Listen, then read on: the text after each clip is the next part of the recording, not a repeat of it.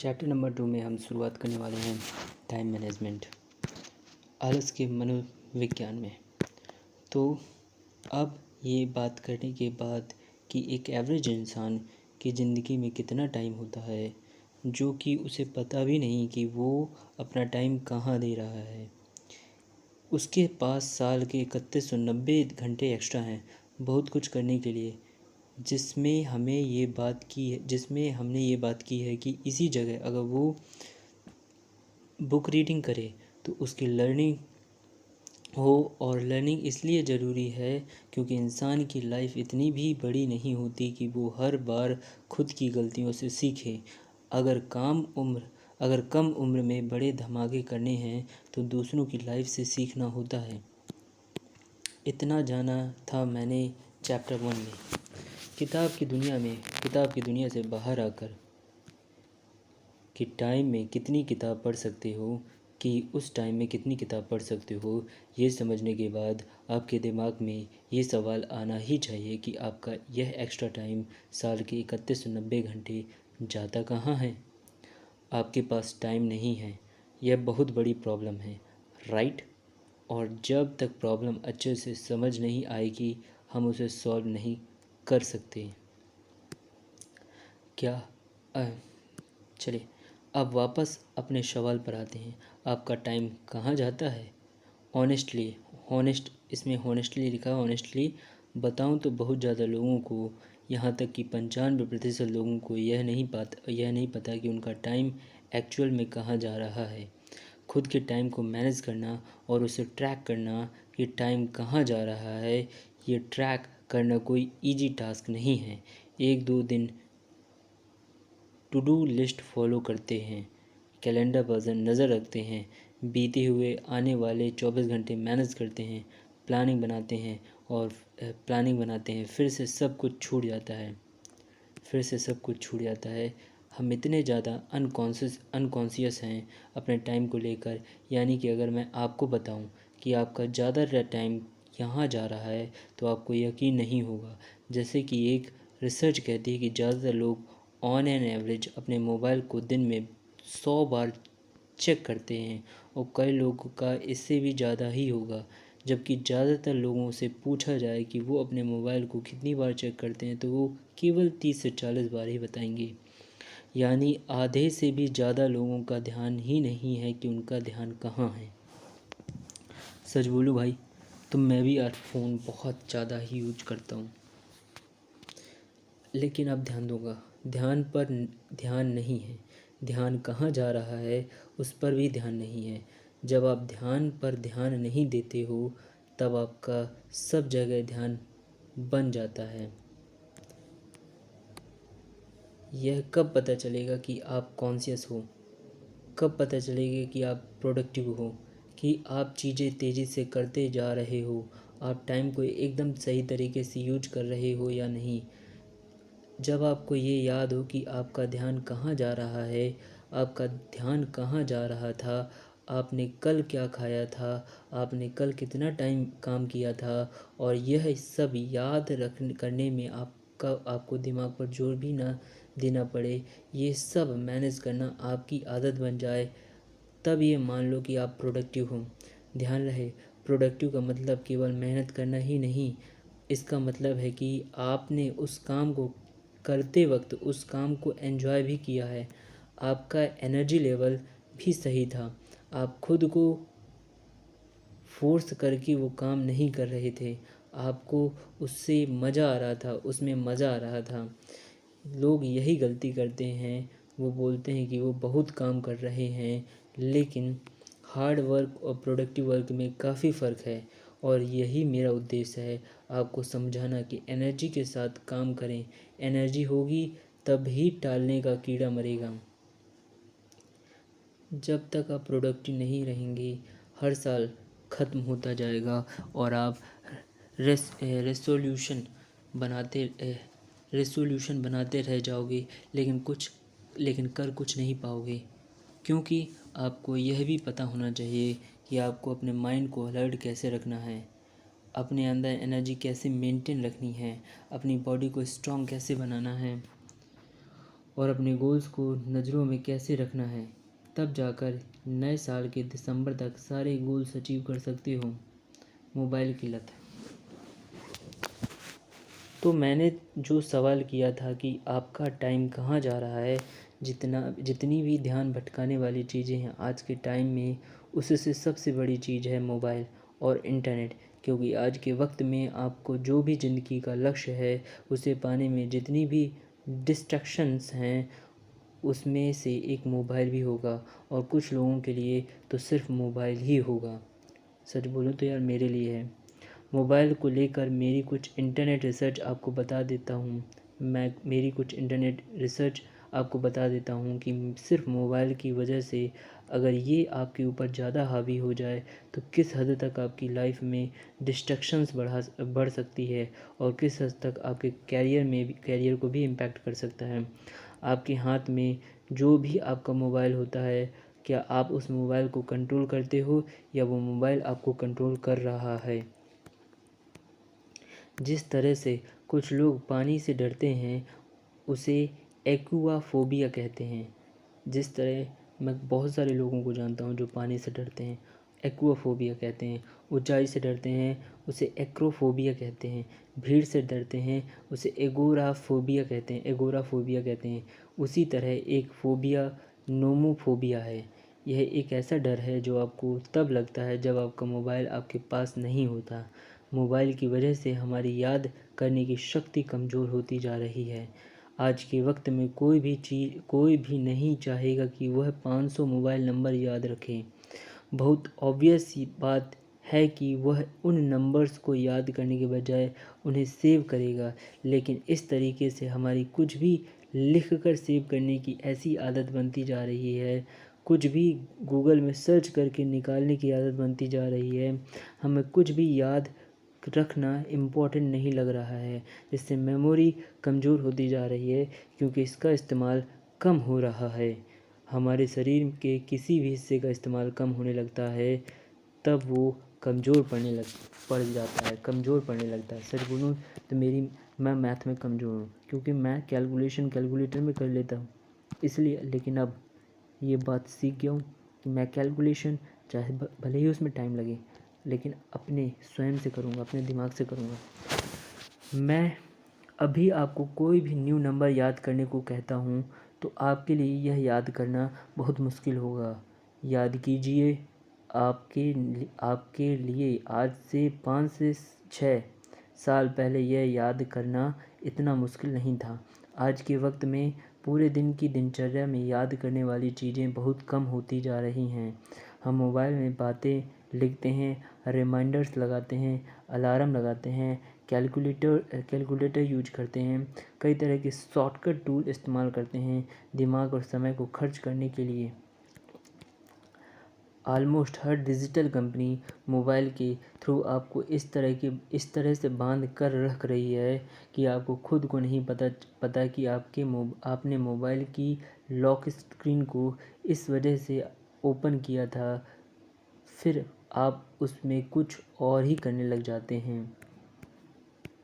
Mobile से जुड़ा हर product, mobile device, internet, application, SIM, इन सब कंपनीज़ का यही टारगेट रहता है कि आप इनका ज़्यादा से ज़्यादा इस्तेमाल करें और आपको पता भी नहीं चलता कि इस तरह से यह कंपनीज़ आपके दिमाग को अच्छे से समझ रही हैं। आपके बिहेवियर को इस तरह से स्टडी करके हर प्रोडक्ट को ऐसा बना रही हैं जिससे आपकी एडिक्शन, आपकी लत और बढ़ जाए। आपके मोबाइल की एप्लीकेशंस जैसे Facebook, Instagram, YouTube, WhatsApp, photo filter applications इत्यादि का यूज इतना बढ़ता जा रहा है कि लोगों को नींद ना आने की प्रॉब्लम्स होती जा रही है, जिसे अनिद्रा कहते हैं। यह एक तरह की बीमारी है। फेसबुक, इंस्टाग्राम, यूट्यूब यह सब आपके दिमाग में डोपामाइन केमिकल रिलीज करते हैं। सिगरेट पीते वक्त भी बिल्कुल यही होता है। डोपामाइन डोपामाइन डोपामाइन ठीक है, यही होता है। तब आपको इसकी लत लग जाती है, फिर उस काम को बार बार करने की इच्छा होती है। बहुत सी रिसर्च और बहुत से साइकोलॉजी डॉक्टर का यह मानना है कि सोशल मीडिया और मोबाइल की लत एक drug and alcohol, nicotine, gambling जितनी ही एडिक्टिव है। मैं फिर से रिपीट करता हूँ, जो मोबाइल आपके हाथ में होता है, अगर उसे ठीक से यूज ना करें, अगर ये मोबाइल ही आपको कंट्रोल करने लग जाए, गेम्स, बेवजह की चैट करना, किसी भी वीडियो प्लेटफॉर्म पर यूजलेस कंटेंट देखना, व्हाट्सएप स्टोरी अपलोड करना, अपनी बार बार सेल्फी लेकर एडिट करना, फालतू की न्यूज़ पढ़ना, बार बार मोबाइल को बेवजह ही चेक करना, यही इतनी डेंजरस हैबिट है कि यह एक ड्रग, अल्कोहल, निकोटिन और गैबलिन जितनी ही एडिक्टिव है। क्या आप सच में मोबाइल को जब चाहो तब लॉक करके रख सकते हो? क्या आपको सच में स्ट्रगल करना पड़ रहा है अपने मोबाइल को सिर्फ कुछ घंटों के लिए अपने से दूर रखने में? क्या आप सोते वक्त अपने मोबाइल को किसी और के रूम में रख कर सो सकते हो? आपके माइंड में बार बार मोबाइल का विचार आएगा। क्या आपकी बेचैनी बढ़ती जा रही है आपके मोबाइल को बार बार चेक करने की, जबकि आपको पता है कि आपको कोई भी मैसेज या नोटिफिकेशन नहीं आया है? आस्क टू योरसेल्फ, अपने आप से पूछिए कि पूरे दिन में कितने % मोबाइल का यूज करते हो जो आपके बेनिफिट्स के लिए हो। ऑलमोस्ट 90% से ज़्यादा आप मोबाइल का यूज अपनी लत को पूरा करने के लिए कर रहे हो। बाकी के 10% ही आप अपनी ज़रूरत को पूरा करने के लिए कर रहे हो। मैंने कुछ ही दिन पहले एक डॉक्यूमेंट्री देखी, द सोशल डायलेमा, जिसमें इस बात को बहुत अच्छे तरीके से फिल्म किया गया है कि इंटरनेट और सोशल मीडिया से इंसान की पूरी ज़िंदगी बदल चुकी है। इस डॉक्यूमेंट में बता रखा है कि हर बड़ी डिजिटल कंपनी अपनी पूरी एड़ी चोटी का जोर लगा रही है आपके डेटा का इस्तेमाल करके अपनी ऐप या साइट या सिस्टम को और एडिक्टिव बनाने में। डाटा का इस्तेमाल, आप कब मोबाइल इस्तेमाल करते हो? डाटा का मतलब आप कब मोबाइल इस्तेमाल करते हो, क्या देखते हो, क्या लिखते हो, कहाँ कितनी देर ठहरते हो, कौन सी पोस्ट लाइक करते हो, कहाँ कमेंट करते हो, यहाँ तक कि आपने किसी पोस्ट को लाइक नहीं करा, लेकिन ये भी डाटा कलेक्ट होते हैं कि आप उस पोस्ट पर कितनी देर ठहरे। ये सब डाटा जाता है इन कंपनीज़ को और इसी डाटा से वो अपने सिस्टम को और बेहतर बनाते हैं ताकि आप उसे और ज़्यादा इस्तेमाल करें। ये सारा काम एल्गोरिदम से होता है ये सारा काम एल्गोरिदम से होता है। ये सब कुछ सॉफ्टवेयर में बनाए गए सिस्टम से होता है, जिससे आप आर्टिफिशियल इंटेलिजेंस कह सकते हैं वो, यानी ऐसा रोबोट जो आपको कंट्रोल कर रहा है। इन कंपनियों ने ऐसे रोबोट्स बना रखे हैं जो आपके ही डाटा को इस्तेमाल करके आपको कंट्रोल करते हैं। ऐसा आपने सुना होगा कि एआई, आर्टिफिशियल इंटेलिजेंस आने वाले टाइम में इंसानों को कंट्रोल करेगी, लेकिन ऐसा नहीं है। ये पहले से काफ़ी वक्त से शुरू हो चुका है, जिसका सबसे बड़ा उदाहरण कि आप बहुत अच्छे से टारगेट किए जा रहे हो एडवर्टाइजमेंट एक्सपर्ट्स से। आप जो भी ब्राउज़र में देखते हो वो इन्फॉर्मेशन बहुत स्मार्ट तरीके से कलेक्ट करके आपको उसी से रिलेटेड एडवर्टाइजमेंट दिखाई जाती है। फेसबुक, इंस्टाग्राम, गूगल आदि जैसी ऐप्स से कब आपसे कौन सी इन्फॉर्मेशन ली जा रही है और इस इन्फॉर्मेशन को स्टडी करके कैसे आपको सिर्फ वो दिखाया जा रहा है जो आपको पसंद है। ये इतने स्मार्ट तरीके से हो रहा है, आप सोच ही नहीं सकते। जब टेक्निकल टीम और मार्केटिंग टीम ये दोनों मिल जाती हैं, तब ये पैसे कमाने के लिए चाहे वैसा इंसानों को अपने इशारों पर नचवा सकते हैं, चाहे वैसे इंसानों को अपने इशारों पर नचा सकते हैं। अगर आप मोबाइल के आदी हो चुके हो, तब ये समझ लो आप मशीन से कंट्रोल हो रहे हो, आपको रोबोट्स कंट्रोल कर रहे हैं। लेकिन क्या हो अगर 90% प्रोडक्टिव काम के लिए तरीके से मोबाइल का यूज़ करो और केवल 10% ही टाइम पास करो, तो यही एडिक्शन बुरे से अच्छी एडिक्शन में बदल जाएगी। क्या हो अगर फालतू कंटेंट देखने की लत की बजाय आपकी लत हो जाए काम की चीज़ मोबाइल में पढ़ने की। खैर, फिर से टॉपिक पर आते हैं। अब बात करते हैं फैमिली की। जब हम बाहर होते हैं रेस्टोरेंट में डिनर के लिए, कोई भी वहाँ खाने को एंजॉय नहीं कर रहा है, एक दूसरे से कोई बात नहीं, हर इंसान बिज़ी है मोबाइल में किसी और से बात करने में। और ये जिस किसी और से बात हो रही है वो खुद किसी और के साथ में है और उसके साथ टाइम को एंजॉय नहीं कर रहा है। उस मोबाइल की एडिक्शन से कंप्लीटली इग्नोर कर रहे हो अपने फ्रेंड्स को, अपने फैमिली मेम्बर्स को, और जिनको आप इग्नोर कर रहे हो वो खुद पूरे खाने के ख़त्म होने तक मोबाइल में लगे हैं। वो everybody is ignoring each other and nobody is aware about it. Everybody is ignoring each other and nobody is aware about it. Smartphone कैसे डेंजरस हैं समझते हैं। मोबाइल की लत के बारे में बात करके आपको पकाना नहीं चाहता, लेकिन अब मैं बताता हूँ कैसे इससे ज़िंदगी के बने गोल्स और सपने तबाह हो रहे हैं। और यही मेरा मकसद है, आपको ये बताना है कि आपके आलस का टालने की आदत का कारण क्या है, आपके हर साल एक जैसे बिना बदले जाने का कारण क्या है। चलो नुकसान बताकर थोड़ा और डराता हूँ। तो तैयार रहिए, अपने कमर की पेटी बांध लीजिए क्योंकि आप और डरने वाले हैं। अगर आपकी प्रॉब्लम्स इस तरह से हो रही है कि आप चीज़ों को बार बार भूल रहे हो,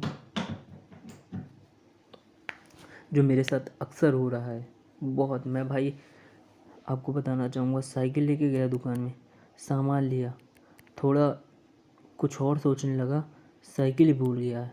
एक दिन हो गया, दूसरे दिन मैं चला गया एग्ज़ाम देने, और तीसरे दिन मेरे घर वाले पूछ रहे हैं कि साइकिल कहाँ है, और मुझे याद भी नहीं है। लेकिन भगवान का बहुत बहुत शुक्रिया कि वो साइकिल मिल गई। तो चलिए, अगर आपकी प्रॉब्लम इस तरह से हो रही है कि आप चीज़ों को बार बार भूल रहे हो, बातों में बार बार कंफ्यूज हो रहे हो, स्ट्रेस में होते हो, आलस रहता है, कोई भी काम करने में मन नहीं लगता, बैक पेन करती है, शारीरिक ताकत कम हो रही है, तो कहीं ना कहीं यह मोबाइल की वजह से हो रहा है। ये लक्षण पूरे मेरे हैं। नॉर्थ वेस्टर्न यूनिवर्सिटी से हुई स्टडी से पता लगा कि वह लोग जो अपना टाइम मोबाइल में ज़्यादा बिताते हैं वो ज़्यादा डिप्रेस्ड होते हैं।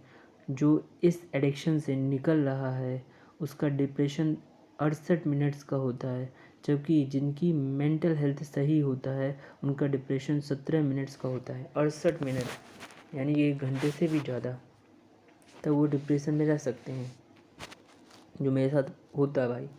एक और रिसर्च जो कि 2012 में हुई, उससे यह पता चलता है कि वो लोग जो इमीडिएट या हाथों हाथ कोई भी मोबाइल में अलर्ट होता है उसे पढ़ते हैं, रिस्पॉन्स करते हैं, वो ज़्यादा स्ट्रेस में होते हैं। अब बात करते हैं नींद के बारे में, क्योंकि नींद भी बहुत बड़ा फैक्टर है।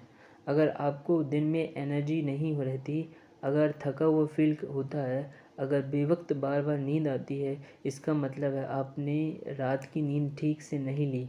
क्वालिटी नींद ना लेने से ब्रेन मेमोरी पर भी बहुत फ़र्क पड़ता है। एक रिसर्च कहती है कि जितने भी लोग स्मार्टफोन यूज करते हैं उनमें से 18 से 29 की उम्र में जो आते हैं उन सब में से 63% लोग अपने सेल फोन, स्मार्टफोन या टैबलेट को साथ लेकर सोते हैं, और जो लोग 30 से 64 की उम्र के होते हैं उनमें से अराउंड 30% यही सेम चीज़ें करते हैं, अपने मोबाइल को साथ लेकर ही सो जाते हैं। लेकिन इसमें चिंता की बात क्या है?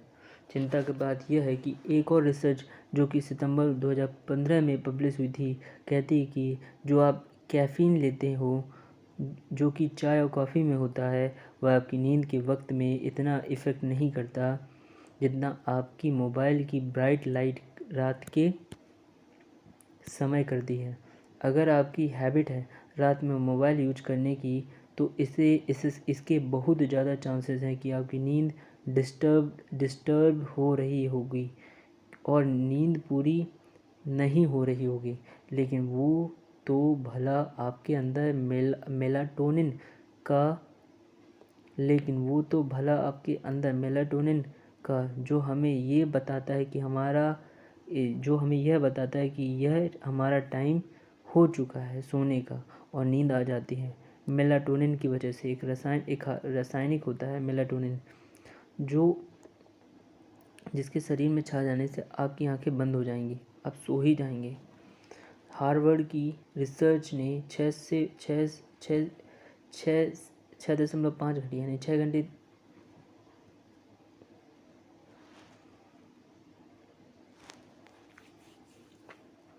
हार्वर्ड की रिसर्च ने 6.5 घंटे तक के ब्लू लाइट और ग्रीन लाइट के एक्सपोजर के इफेक्ट को देखा और पता चला कि ब्लू लाइट ग्रीन लाइट से दोगुना मेलाटोनिन को रोक देती है। ब्लू लाइट जो होती है blue light green light melatonin को रोक देती है, जो कि आपके मोबाइल डिस्प्ले में होती है। उसकी वजह से आपको नींद आने में तकलीफ़ होती है। नींद के बारे में इतनी रिसर्च इसलिए बता रहा हूँ क्योंकि नींद डिस्टर्ब होने से इंसान की लाइफ किस तरीके से बर्बाद हो सकती है, इसके बारे में लगभग लोगों को तभी पता लगता है जब वक्त हाथ से निकल चुका होता है, जब नींद के लिए दवाइयों की ज़रूरत पड़ चुकी होती है। अब बात करते हैं एक ऐसी चीज़ की जो आपको अजीब लगेगी, वह है बैक्टीरिया। यह एक बहुत ही ज़्यादा हैरान कर देने वाली रिसर्च है। यह यूनिवर्सिटी ऑफ एरिज़ोना की रिसर्च ने पता लगाया कि आपके टॉयलेट में जो भी बैक्टीरिया होते हैं उससे 10 गुना ज़्यादा बैक्टीरिया आपके मोबाइल पर होते हैं। चौंकाने वाला सच। और आप उसे यूज करते वक्त खाना खाते हो, उसका इतना यूज करने के बाद गिलास को हाथ लगाते हो। टॉयलेट तो आप रेगुलर साफ भी करते हो, लेकिन मोबाइल जैसी चीज़ को आप कभी साफ़ नहीं करते। आपके मोबाइल को बार बार हाथ लगाने की हैबिट आपको कब कब बीमार भी कर रही है, यह भी आपको नहीं पता। फैमिली और फ्रेंड्स की अगर हम बात करें तो हम अपनों से इतने दूर होते जा रहे हैं कि पड़ोसियों के नाम तक नहीं पता। गली के फ्रेंड्स से ढंग से कब बात की यह नहीं पता, लेकिन दूर दूर तक रह रहे ऐसे इंसान से हम घंटों तक बात करते हैं जो शायद सिर्फ आपको मोबाइल की लत है इसलिए बात करता है। यूनिवर्सिटी ऑफ मैरीलैंड की रिसर्च कहती है कि स्मार्टफोन की यूज से हम सेल्फिश बन जाते हैं और सोसाइटी से दूर हो जाते हैं। इसके अलावा भी इसके बहुत ज़्यादा नुकसान हैं जो धीरे धीरे आपको अंदर से अंदर मार रहे हैं, जिसमें से मुझे सबसे बड़ा नुकसान लगता है अटेंशन स्पेन कम हो जाना और ब्रेन मेमोरी वीक हो जाना। अटेंशन स्पेन कम होने की वजह से हर थोड़ी देर में टिकटॉक, इंस्टाग्राम, रील्स जैसी काफ़ी शॉर्ट वीडियो प्लेटफॉर्म से कुछ मज़ेदार देखने के बाद अटेंशन स्पेन की ऐसी की तैसी हो जाती है, यानी हर वक्त कुछ नया और जल्दी देखने की आदत लग जाती है। फिर 15 से 20 मिनट की ज्ञान से भरी वीडियो देखना बहुत बड़ा टास्क हो जाता है, या बुक पढ़ना एक बहुत बड़ा टास्क हो जाता है, क्योंकि दिमाग भटकाने वाले प्लेटफॉर्म्स से एक जगह टिकने की आदत कम हो चुकी है। ये चीज़ मैं खुद अपने आप में नोटिस कर रहा हूँ। इंटरनेट ऑडियंस को भी ऑब्ज़र्व कर रहा हूँ कि पहले यानी आज से 5 से 6 साल पहले इंटरनेट यूजर्स को बड़े बड़े आर्टिकल पढ़ने की आदत लगी हुई थी, जिसे आप एक बार पढ़ने में 10 मिनट लगते थे, लेकिन वही आज 1 मिनट के लिए लोगों का इंटरनेट पर ध्यान खींचना मुश्किल हो गया है। वो यूजर्स सेकंडों में एक से दूसरे एप्लीकेशन में चले जाते हैं।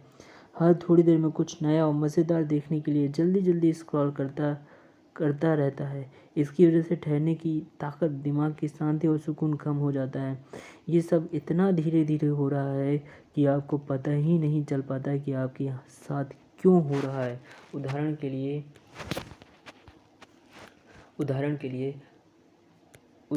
के लिए कई बार लोगों को पता ही नहीं होता कि उनकी लाइफ में डिप्रेशन क्यों है। इन इस उनको बुरा लगता है, पर क्यों लगता है वो समझ नहीं आता। इससे फ़ायदा सिर्फ टेक्नोलॉजी कंपनीज़ को हो रहा है, जो हो सकता है खुद इतना मोबाइल यूज़ नहीं करते, खुद अपनी हेल्थ पर पूरा ध्यान देते हैं। एक सिगरेट बेचने वाला ज़रूरी नहीं कि वह भी स्मोकिंग करता है। एक केमिस्ट्री व केमिकल्स का स्पेशलिस्ट अगर ड्रग बनाए तो ज़रूरी नहीं कि वो भी ड्रग लेता होगा। ये बात बहुत ही सच है। मैं दुकानदार को जानता हूँ, बहुत फेमस है, पान मसाला बहुत बेचता है, लेकिन खुद लौंग नहीं खाता। तो अवेयर रहो। अगर इसी तरह हेल्थ की 12 बजाते रहे और आप सक्सेस भी हो गए, तो धीरे धीरे ऐसा वक्त आएगा आपके पास पैसा, नाम, यह सब चीज़ें होंगी। यहाँ तक आपने शादी भी उसी लड़की से कर ली जिससे करने के लिए आपके घर वाले रोक रहे थे, तब भी आप अपनी लाइफ को एंजॉय नहीं कर सकोगे, क्योंकि आपकी हेल्थ आपके हाथ से जा चुकी होगी। मुझे ज़्यादातर सुनने वाले लोगों में 80% लोग यूथ हैं। मैं चाहता हूँ सक्सेस पर काम करने के साथ आप अपनी यह हैबिट चेंज करो। जो भी न्यू ईयर में आप करना चाहते हो, उसे एक यह मोबाइल भी है जो आपको आपके गोल्स की तरफ जाने से रोक रहा है। हो सकता है आपको कभी कभी बुरा फील होता होगा। आपको बेवजह बुरा फील होता है। वह ज़्यादा मोबाइल फ़ोन यूज़ करने की वजह से हो रहा है, क्योंकि आपके माइंड की पूरी तरह से 12 बज चुकी है, जिसकी वजह से आप न्यू ईयर पर बनाए गए गोल्स पर काम नहीं कर सकते। टिप: आप अपनी फ़ोन की सेटिंग में जाकर स्क्रीन टाइम रिपोर्ट देख सकते हो। आप खुद देखो, आप पर डे कौन सी एप्लीकेशन कितने घंटे यूज करते हो। Energy number 3। तो उम्मीद करता हूँ आपको ये समझ में होगा। Thank you for listening and God bless you all.